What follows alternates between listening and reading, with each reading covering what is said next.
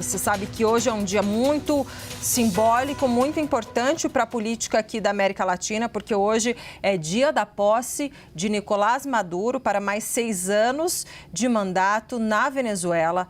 E sobre esse assunto a gente já chama aqui agora um papo muito importante com a Flávia Loss, que já está conosco. Ela é coordenadora da pós-graduação em Relações Internacionais da FESP e professora do Instituto Mauá de Tecnologia.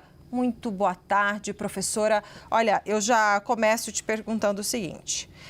Nicolás Maduro tomou posse hoje e disse que o país está em paz. Isso é o que ele diz. O quanto numa ditadura e numa oposição reprimida e numa população reprimida a gente pode, de fato, falar em paz real? Boa tarde para a senhora. Boa tarde. De fato, não está em paz, né? O que a gente tem visto é que ele tem sido cada vez mais duro na repressão às pessoas que se opõem a ele, à oposição. Por isso que a gente não chama mais de democracia, num lugar que você não tem respeito à oposição, às críticas, à liberdade de expressão. Então, por isso muitos analistas, inclusive eu, nos referimos como um regime autoritário. E realmente não está em paz, até porque ele colocou todo esse aparato estatal contra a oposição, contra as pessoas que estão a favor de Edmundo Gonzalez, e também porque hoje você tem uma sociedade que, no mínimo, está rachada, porque vimos protestos contra Maduro, tanto na ocasião das eleições em 28 de julho de 2024, quanto agora. Então, tem parcela da população venezuelana que está contra. Então, a gente não consegue ver um cenário de paz, e sim de mais repressão, mais prisões a partir de agora. Agora, minha dúvida em relação a de que maneira, né, a gente espera que a comunidade internacional pode, de alguma maneira, pressionar ou agir em relação ao que acontece na Venezuela. E aí eu queria ir por partes. Vamos começar primeiro pensando nas expectativas em relação ao governo de Donald Trump, considerando como já foi no passado e dos indícios que ele vem dando de agora. Professora, o que dá para a gente esperar de ações dos Estados Unidos em relação à Venezuela?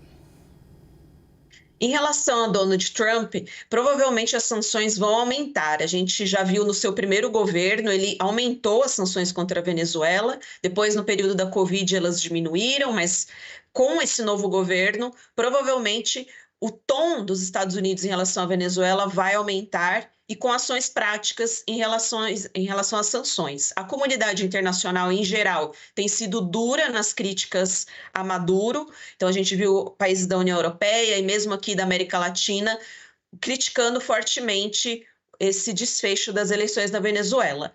E vimos também países que têm uma posição mais delicada em relação à Venezuela, como o Brasil, o México e mesmo a Colômbia, tentando manter algumas portas de diálogos abertas.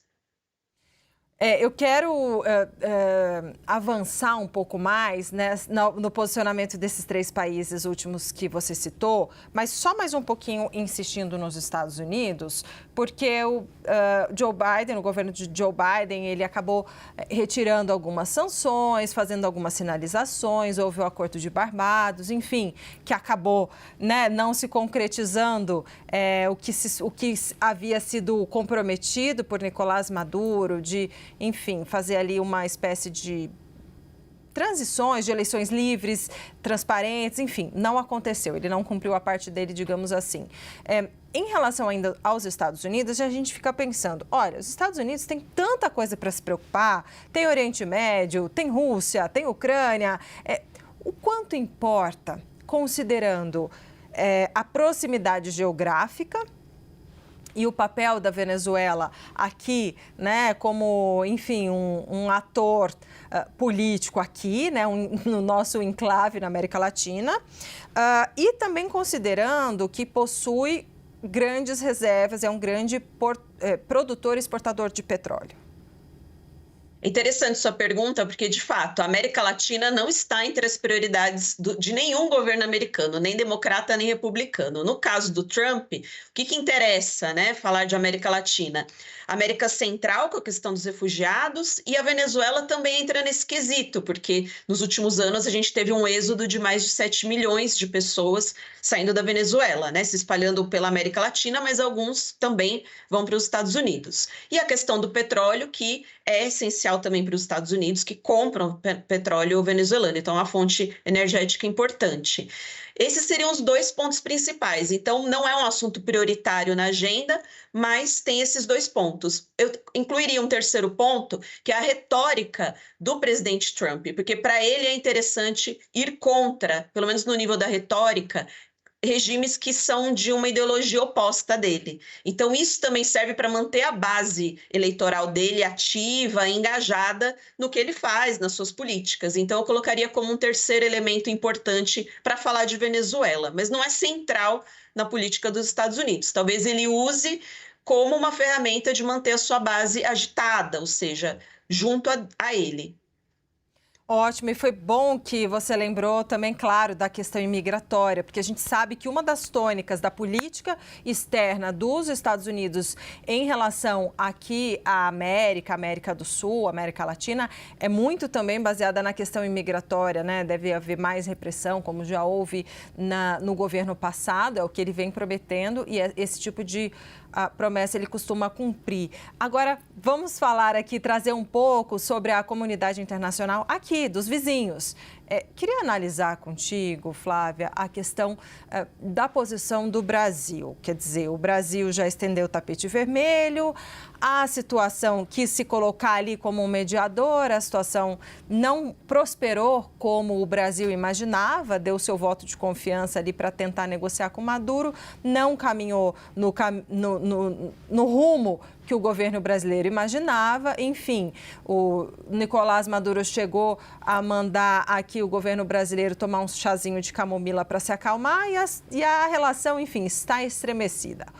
O que significa, na sua avaliação, o Brasil ter sido representado nessa posse pela embaixadora do Brasil na Venezuela, Glivane Oliveira? Essa foi uma demonstração de satisfação do governo Lula, com certeza. No ano passado, a gente teve o ponto mais baixo das relações entre os dois países, não só entre os dois governos, e depois, após o G20, as coisas melhoraram um pouco, mas ainda tem um distanciamento muito grande. Foram feitas falas muito duras de Maduro e de sua equipe em relação ao governo brasileiro, que tentou ao máximo ter um diálogo e participar de uma maneira positiva. Do ponto de vista do que a diplomacia brasileira está fazendo, é tradição da nossa política externa manter uma porta de diálogo. Agora, teve aí uma dificuldade de entender, na minha avaliação, que Maduro é muito diferente de Chávez. Ele não tem a mesma perspicácia política e ele é muito mais autoritário. E o que ele tem feito nos últimos anos, justamente pela sua inabilidade política e de manter a economia funcionando, ele se torna ainda mais repressor. E isso acabou sobrando para o Brasil nessa conta, né? A gente acabou ouvindo coisas que não seriam necessárias junto a um país que é amigo. E aqui eu digo país, independente do governo. É importante que a gente tenha boas relações com a Venezuela, nós temos fronteiras e tem um fluxo migratório importante aqui para o nosso país.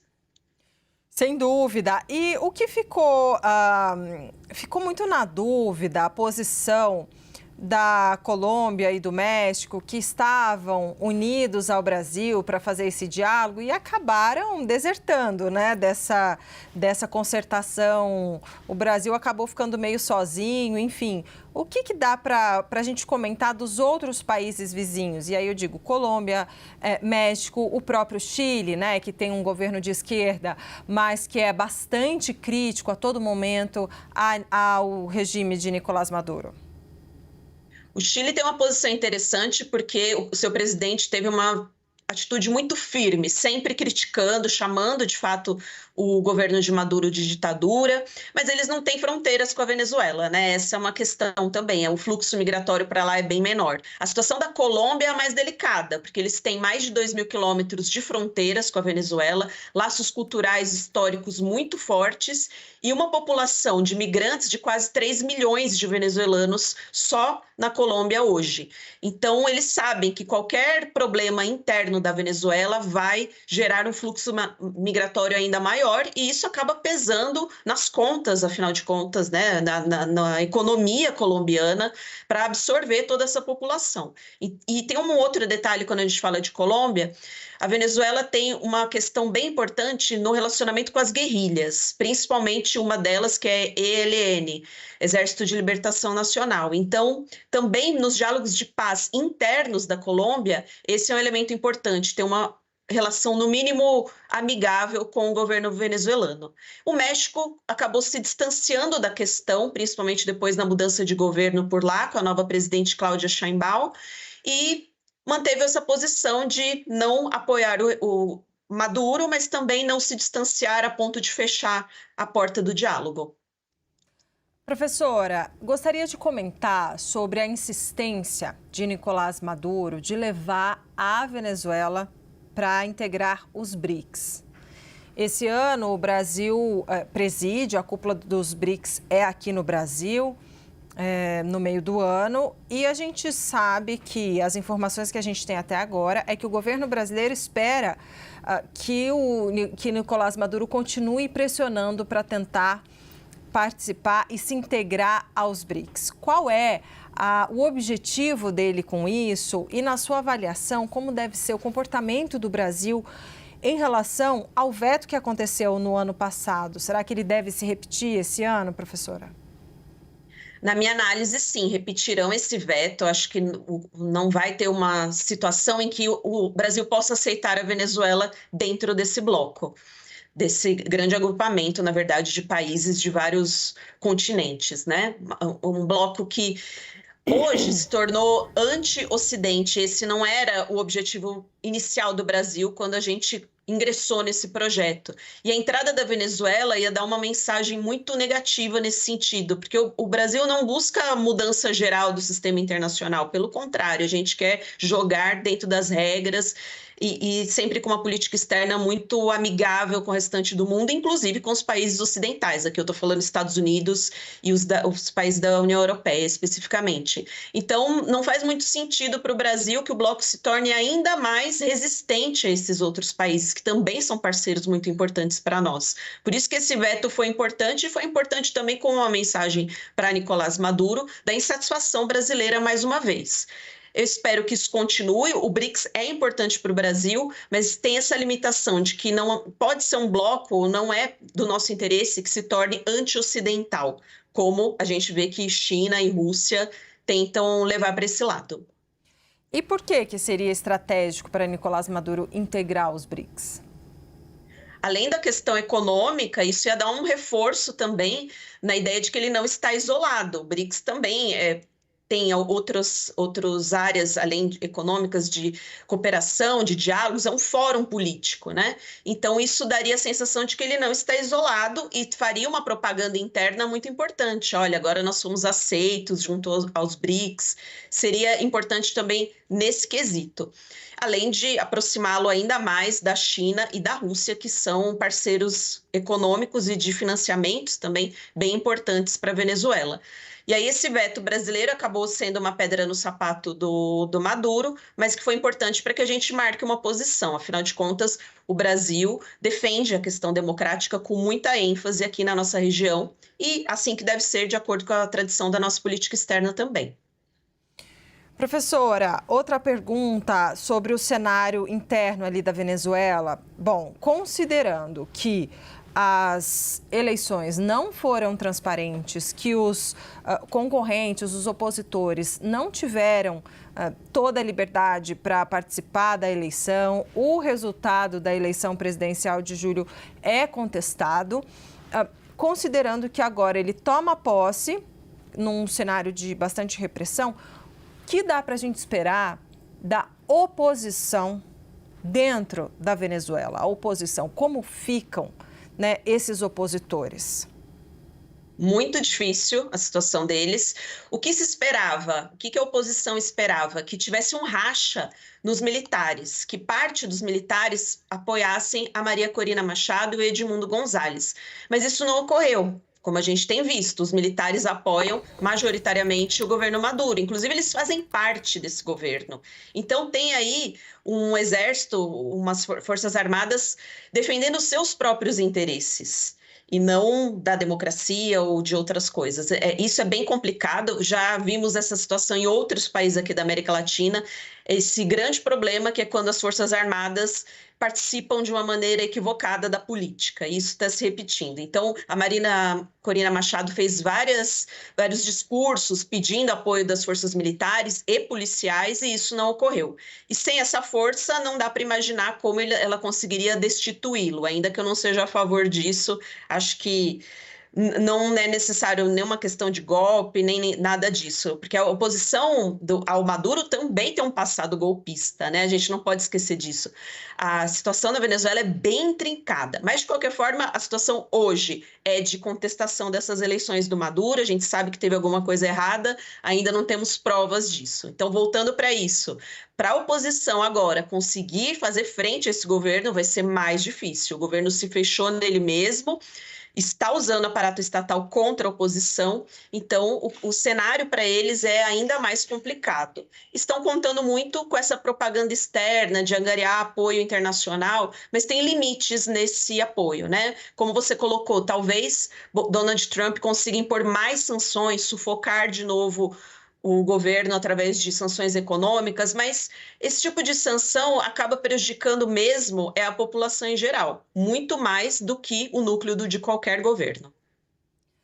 Olha, nós conversamos com a Flávia Loss, coordenadora da pós-graduação em Relações Internacionais da FESP e professora do Instituto Mauá de Tecnologia. Professora, muito obrigada mais uma vez por estar aqui conosco no CNN 360 e já aproveito para te desejar um excelente 2025. Feliz Ano Novo, muito obrigada.